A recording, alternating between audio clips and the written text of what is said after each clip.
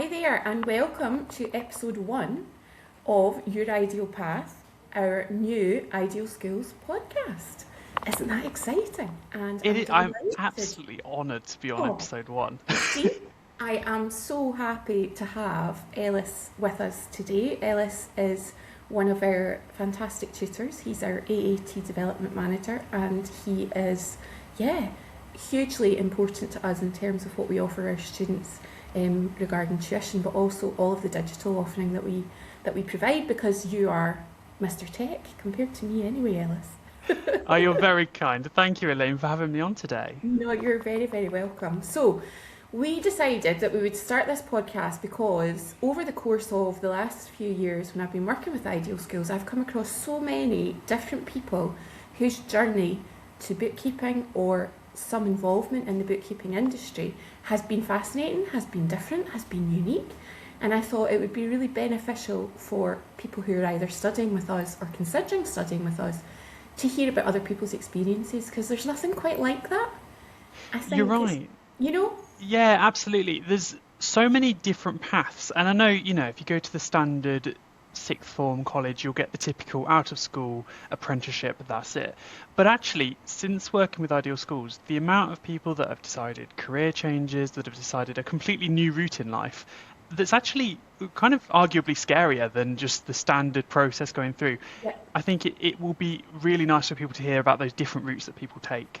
Yeah, that's the plan. And I think we're kind of thinking of a kind of subheading to the name Your Ideal Path as there is no one ideal path, just yours. And if you need us to, we will walk that with you here at Ideal Schools. So that's kind of the idea behind having the podcast in the first place. And I thought you'd be a good person to bring on first, because I know you, it's not as scary as interviewing somebody. Always helpful, isn't it? Yeah, it's a bit less daunting. But also, I think your own journey to where you are now is actually a very interesting one too. And actually, a lot of the people that we deal with at Ideal Schools might be a bit later on in life. They might be, a bit like myself, in the kind of 40s, 50s age bracket, let's call it.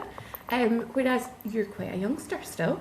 So I would be really interested, I'm sure those listening and watching would be too, to find out a bit more about what you do and how you got started, Ellis. Yeah, absolutely. So, I started as an apprentice doing my AAT, and I didn't really know that I wanted to be an accountant then. I actually applied for a job at a coffee shop and got rejected, and I was like, I just want to get out of school now. And so the first thing on the notice board was AAT apprenticeship in the sixth form centre, and I was like, I'm going for it. Mm-hmm. So there wasn't really a decision-making process. They say, don't they, that nobody actually... Well, there are probably plenty of people that do, but they say accountants aren't choosing to be accountants. They just happen to fall into it very often, and that's certainly the case for me. And then it was just a case of working my way through the apprenticeship. I finished my apprenticeship, moved on to be assistant finance manager somewhere, and after a couple of years of that, I decided to start up in practice. And actually, starting up in practice during the coronavirus crisis was possibly one of the less good business decisions I made at first. Not great that you can't go out and get clients. No. So I was thinking, what else could I do? And that's when I started tutoring, and I found Ideal Schools and have been loving it ever since. Even as the practice has grown and we've now got 3 members of staff, I now wouldn't want to live without Ideal Schools. And we wouldn't want to live without you either. So that's really interesting. And getting started in practice during a global pandemic, unprecedented times, must have been a bit of an interesting move. And I mean this is the first podcast. Can I ask you, because you come from a languages background, am I right in saying? Yes. So I actually was a modern languages teacher for 20 plus years. My degree way back was in marketing and modern languages, but when I got on my year abroad in France, my first year abroad, once I got in the classroom, I loved being in the classroom with teenagers. I just got such energy and enthusiasm from them, and kind of just like their sense of humour. I'm still living in that kind of slightly adolescent humour set, love that, even now.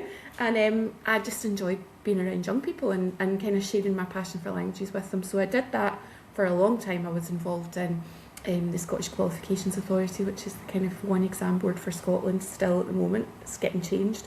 I was involved in setting exams for German, for years. I was in a secondary school for years as a part-time head of department. I job shared, which I loved. And then, what happened with me was that I had my family, I was part-time, and I was so rigid about my planning. I was honestly the opposite of people who you can find anyway, your ideal class maybe this.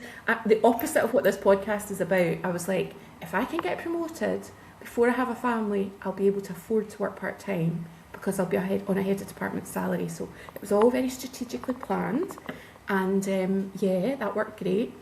But then, as we know, life happens, and my parents Absolutely. were unwell and they needed my help, and so I took a career break, and I just never went back. It went on, and they needed more help.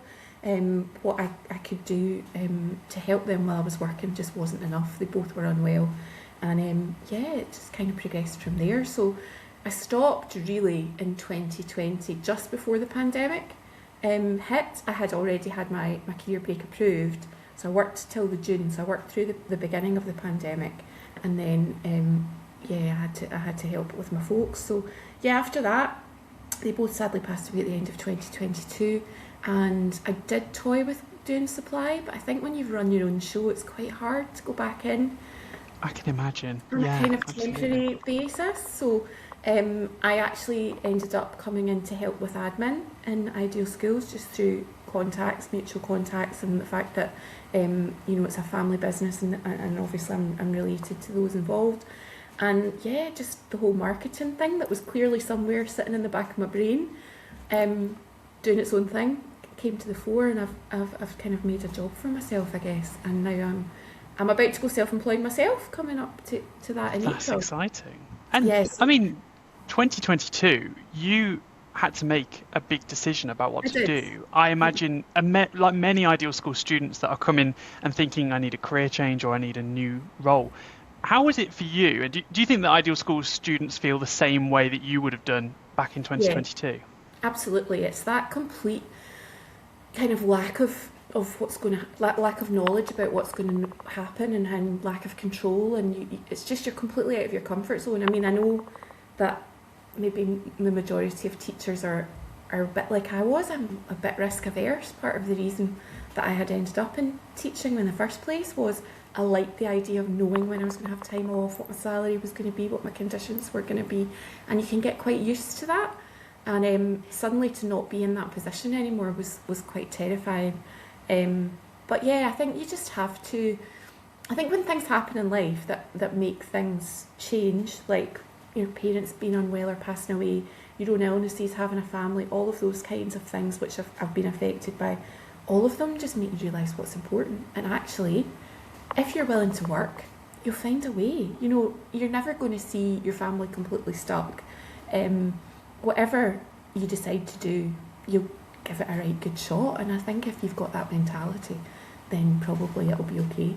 But I love what I'm doing now, and it's expanded just over the years. It started off with little bits of social media and little bits of encouraging the boys to go to conferences, and now here we are with a podcast, which seems absolutely crazy, but there we are.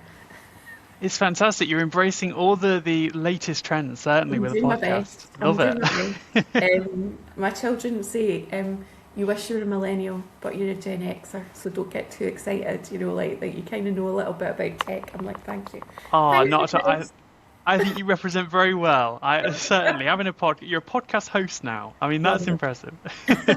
So listen, it's not all about me. Tell us a bit more about you then. So when you started your practice, how did you start it up, Ellis? You started up during COVID, which was maybe, as you say, not the best timing, but you also started to tutor. And what kind of, how did you grow your practice, and how does it look now?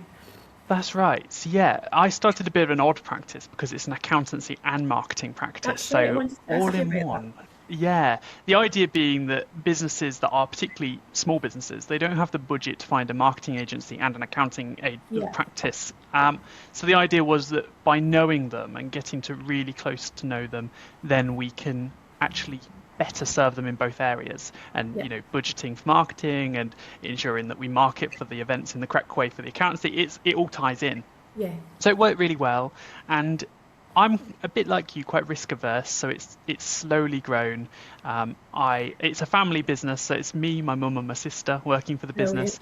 After 2 years, my mum actually taken a very similar route to Ideal School students because she decided she'd been working in the NHS for 20 years, Hmm. and she decided that she wanted something new, and it just so happened that my business was in the right place where I could say, would you like an apprenticeship? And she came on as an apprentice, Wow, brilliant. and she did her AAT level 2 and did absolutely fantastic job. And then another couple of years passed, and my sister was not wanting to go on to further education, and she wanted to get, and she'd been working on Saturdays for the business for quite a while. Yeah, And so of course I was going to offer her a job in the marketing side. So yeah, it's kind of grown to the point where it's comfortable for all three of us in the yeah, business, and we enjoy the business. And I don't know if I have any major growth plans beyond that. I'm really happy yeah, with where we're at the moment, and yeah, it also gives me the freedom to do other things like tutoring. And yeah. I think the combination of having the business real life practice experience and also tutoring hopefully brings something a little bit more to the tutoring as well that helps students. I think That's that's the goal. absolutely vital, and I think the vast majority of our tutors, as you know, have their own practices, and I think it really does add a huge amount, because it's not theoretical. It's not this is what you might come across. It's this is what you will come across, and these are the things that could happen, and here are the kind of pitfalls to avoid, and all of that. I just think it makes people much more real job ready. Absolutely. I mean, I'm sure from even when you were teaching languages, you have a way in the textbook that it says, Yes, and then yes, you realise as you step foot off the plane into the absolutely. country, oh, that's not actually No, the phrases people use. And so no. it's probably very similar in this way, I would say as well. The textbook tells you the way to do it, but then what about when you find a problem in a client, like on a client site? How do you deal with that? I think that's the advantage to Ideal Schools, having the tutors that have the real Yeah, world practice experience. I've had students reach out after the course to say, oh, I've just found this very odd thing, and how do you go about that? And yeah. it's great that we're able to help in that way as well. I know it's great, and having the Facebook groups where you've got the kind of the in practice group is absolutely designed for that, isn't it? Absolutely. Well, I think a big thing, something that I struggled with, and I imagine lots of students probably struggle with, is imposter syndrome and thinking Hmm. that you're not good enough for the role. And having community, I found that's the only consistently good way Yeah, of dissolving it and actually being able to handle it. Having the idea that we have our Facebook group for Ideal Schools for students, and then as soon as they graduate and get past the course, they enter the in practice group if they're wanting to start their own practice. That is essential. The community continues. It's not yeah. just we're not just here to give a qualification and No, then that's it. As no. much as that's great. Yeah, absolutely. And I think you know yourself as well that the kind of exam bodies networks are hugely important as well. The ICB networks and the AAT networks for giving people not just that support and that network, but also to help them get work as well. Absolutely. Well, I think sometimes when you've finished a qualification, especially if you're changing career, you can come out of it and think, I've got this qualification, but actually the real world experience is the thing Yeah. I'm perhaps missing. And you're right, those networking communities are the way that you find those opportunities and to get yourself a job after. No, I think they're hugely important. And I think I like what you're saying about community, because I do think that this is a nice community to be part of. The kind of bookkeeping, accounting community is a nice community to be part of. I was interviewed by Anne Patrick for his pit stop podcast last year at Accountex North, and he asked a bit about the community, and what surprised me, having come from the public sector into this community. And I think I said to him at the time, and I think I would still say the same thing, I think I thought it was quite cutthroat. I think I thought because it was it was private industry that people wouldn't be super supportive. I don't think that's the case at all. I think you're right. I think I would, if I had to imagine what it would be like, I would have thought it'd be a bit snobby and, Yeah, yeah, perhaps a bit cliquey. It's yeah. nothing like that at all. No, I don't And think it is. even the professional bodies, ICB, AAT, are genuinely there to support. Yeah, They have, of course, their enforcement, but they are there to actually help you comply with legal yeah, regulations, have helplines for you. But then the community, there's so many groups out there, Facebook groups, in-person events where it's all about building everyone's business together. And Yeah. I think that people are very generous with their time, and to try and create an accounting community that feels a safe place where you can Mm. actually express not just your success, but also your things that you're struggling with. Yeah, absolutely. And I think especially if you're working remotely and you're working self-employed, that can be quite isolating. I know a lot of people that, I mean, certainly friends that I've spoken to who were probably remote working before I was, because they were right in it from the very beginning of COVID and possibly even before, really struggled initially with the lack of contact with other people. So I do think that community thing, perhaps more than ever, is vital. I think you're right. A replacement for the traditional office days has to be found after COVID, and Yeah. I think remote working is a great. COVID did help speed along the technology that made it Yeah. available, and it is a fantastic thing for so many people. But there has to be a balance, doesn't there? And if you are just Yeah. continuously sole working alone, it every little thing that's difficult will mount up. And so having that community to be able to talk to and actually have fun with as well. It's not just all about support, it's about fun and actually meeting Yeah, people of that course. you're like-minded with and like spending time with. It makes a big difference. Yeah, definitely. So, thinking about yourself, what do you like about being self-employed? You said that you're quite happy with the level the business is at just now, the fact that you've employed your family. These are things you're proud of, that you're happy about. You don't have huge ambitions to grow it any further. You're not desperate to be a multimillionaire.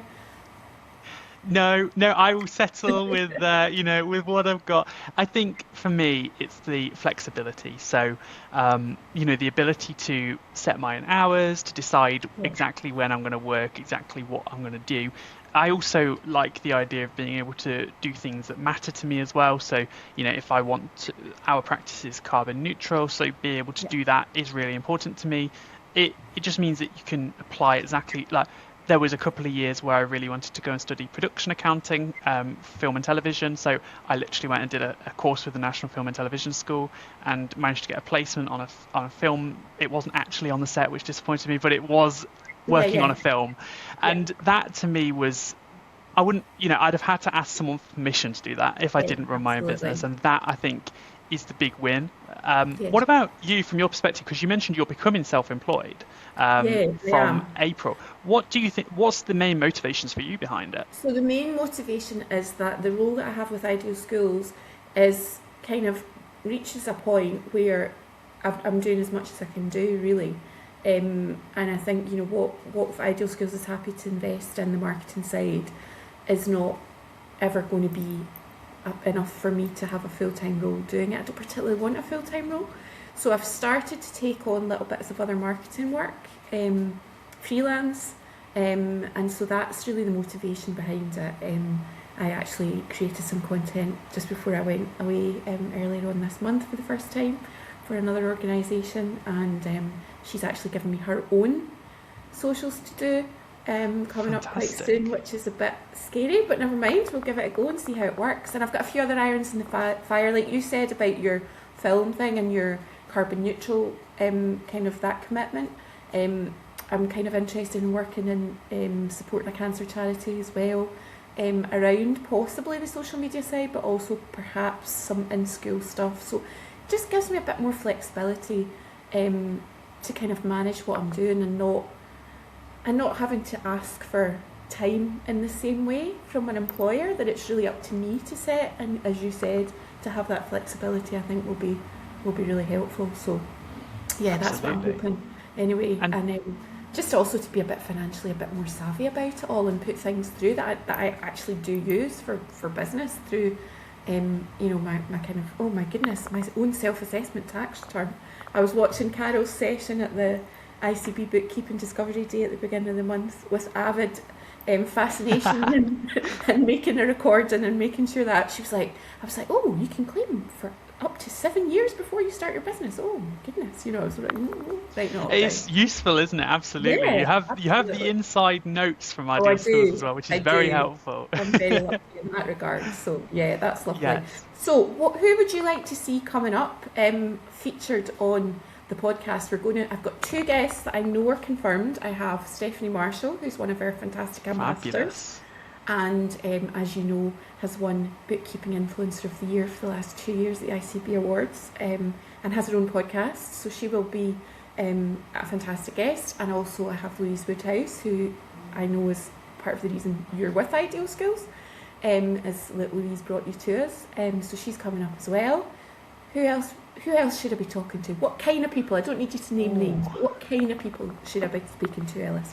Well, I think it would be good to get a range of students who have had different journeys that can actually, maybe other students that are considering, is it the right thing for me to leave my role? And, maybe they've had a job for 10, 15, 20 years and they're thinking, this is a big jump. I'm not sure if I want to do it.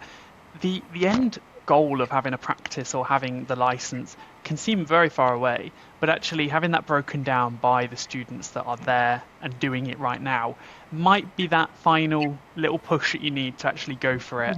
And there might be some tips and tricks along the way that actually they can help you so that you don't fall into the same pitfalls or anything like that. Because we all learn a lot of lessons, don't we, along the way? Oh gosh, yeah. You make the same mistakes. You make a lot of mistakes, but hopefully not more than once or not more than twice anyway. Absolutely. You learn from them, don't you? Yeah, no, that's really good advice. And what would you say to anybody who's considering a career change, distance learning? Do you think it's something that people should be considering?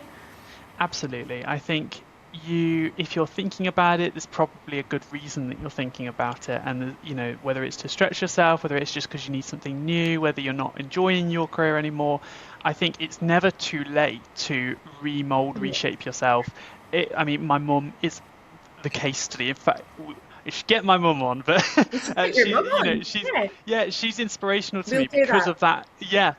Because of the the NHS. She could have just stayed at the NHS and just kept working there, but she decided it wasn't for her anymore, and that would have taken such nerves. And so to do that, it's big, but also, there's a reason. If you're thinking it, there's a reason why you're thinking it, and so invest in yourself. You can definitely do it, and that would be my takeaway from it.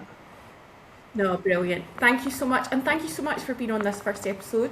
I hope it's been beneficial to people who are listening and watching. And watch out for the next one coming your way soon. Thank you so much for having me. I will be subscribing. Love it.